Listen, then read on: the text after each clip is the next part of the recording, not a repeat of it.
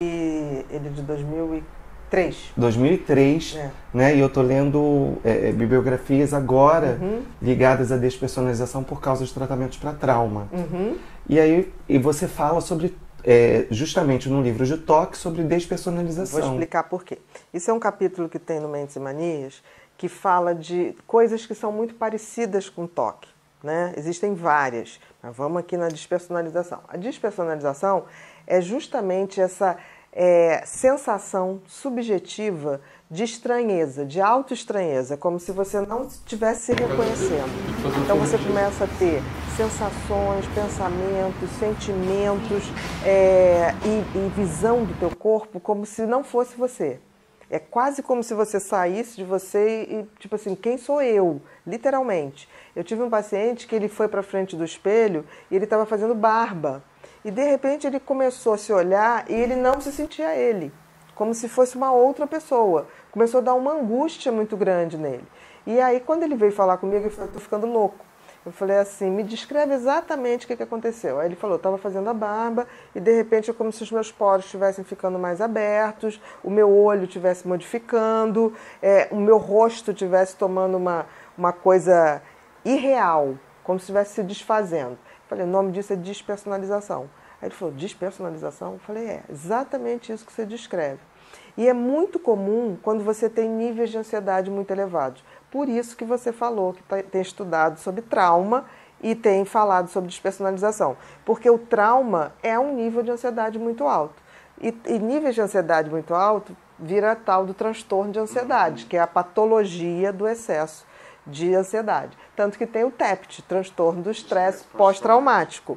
Exatamente. Então, assim, não existe, são momentos de muita ansiedade, que aquilo não se manifesta como pânico, por exemplo, mas se manifesta como uma despersonalização. E as pessoas que têm despersonalização, em geral, têm um perfil de personalidade meio perfeccionista.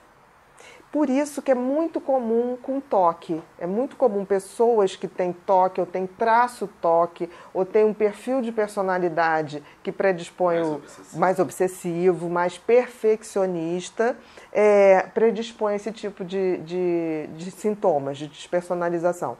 E é interessante que os estudos mostram que o comportamento do cérebro de despersonalização e das pessoas que têm toque é muito parecido. A bioquímica também é muito parecida. Então, hoje foi se descobrindo isso através do tratamento, porque os remédios que melhoram o toque ou melhoram níveis de ansiedade muito alto, também melhoram a despersonalização.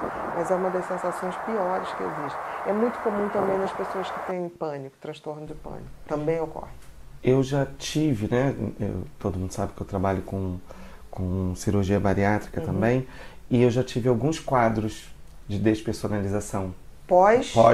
Pós-cirurgia. Porque assim, você imagina, uma pessoa, a despersonalização fica até mais favorecido, né? Porque a pessoa faz a bariátrica e ela em pouco tempo pode emagrecer 20, 30, 40 quilos.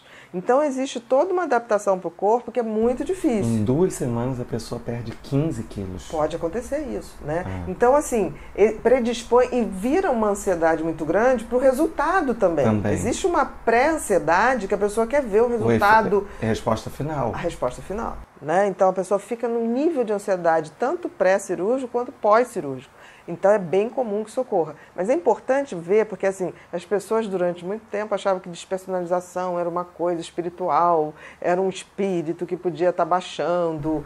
Muitos pacientes meus foram a centros de todas as religiões para ver exorcismo na católica, centro espírita para ver se não era alguma espírito obsessor, foram também a Umbanda para ver se não era algum trabalho feito.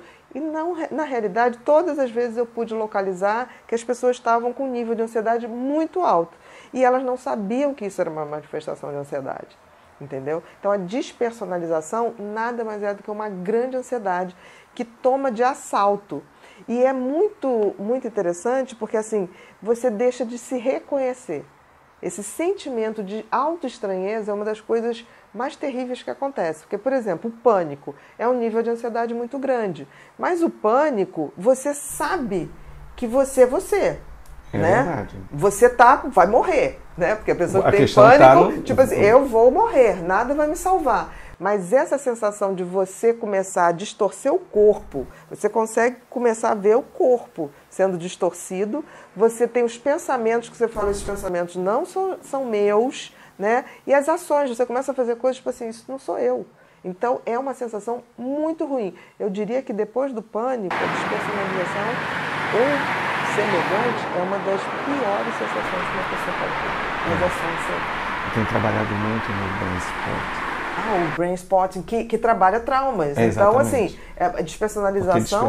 Exatamente. Que é uma excelente técnica para tratamento, que na realidade a própria hipnose também, quando começou a ser usada, são coisas que pegam e baixam o nível de ansiedade com uma rapidez muito grande. E coincidência, né? Eu tenho trabalhado com um paciente que pediu, porque leu a técnica e pediu, e ele é um paciente de toque. E você vê a semelhança. Tem muita semelhança, porque a gente tem que lembrar o seguinte, toque é um transtorno de ansiedade, é um nível de ansiedade muito alto e constante. O pânico é um nível de ansiedade muito grande, mas em pico. Num curto espaço de tempo. O toque é o tempo todo. Se você está falando que a despersonalização, se a gente está falando um acúmulo de ansiedade, no toque vai ser mais comum, porque é o tempo inteiro, mas também não deixa de aparecer em qualquer outro transtorno de ansiedade, mas é mais comum no toque.